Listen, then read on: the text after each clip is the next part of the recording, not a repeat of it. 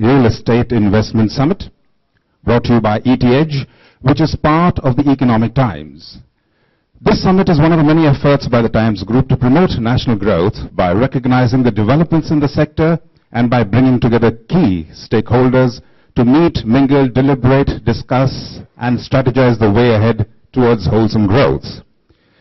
Ladies and gentlemen, as we start the summit, it's my pleasure to welcome the business head, Times Conferences Limited, to of course set the tone and to formally welcome you. Ladies and gentlemen, please welcome Sunita Quadras.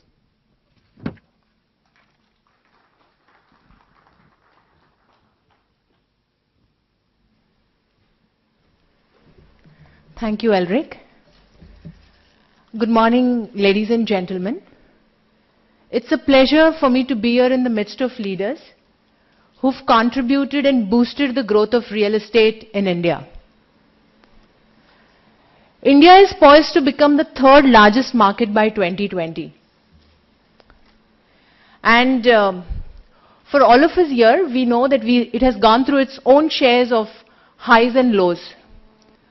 But through it all, what we've consistently managed to do is attract investors and global business houses.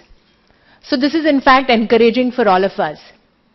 And this has resulted in an influx of investments across varied verticals and sectors.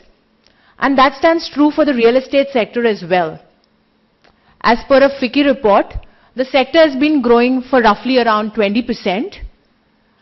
And for investors, the sector has, in fact, the Indian real estate market has yielded far better returns than other global markets.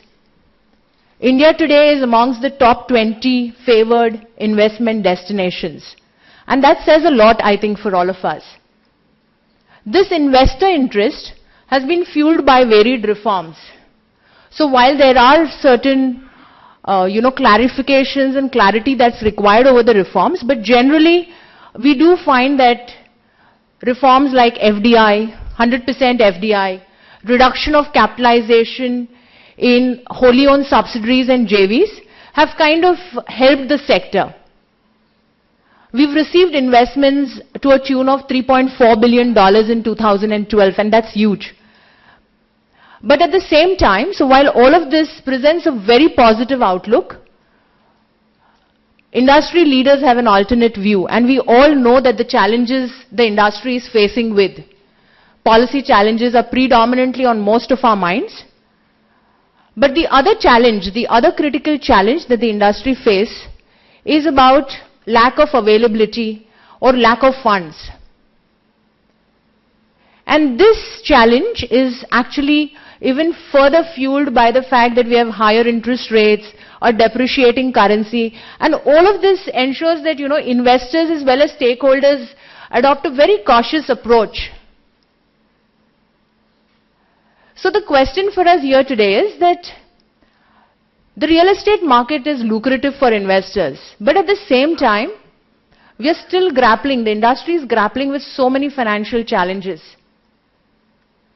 And for us, I think the biggest question all of us are asking ourselves here is, will the future bring in a tide of change? And that's the question I would like to leave it to be answered by experts here today. In fact, the objective of this forum is to bring together leaders who through their experience, through their so many years of experience, would bring in deliberations and perhaps chart a way forward.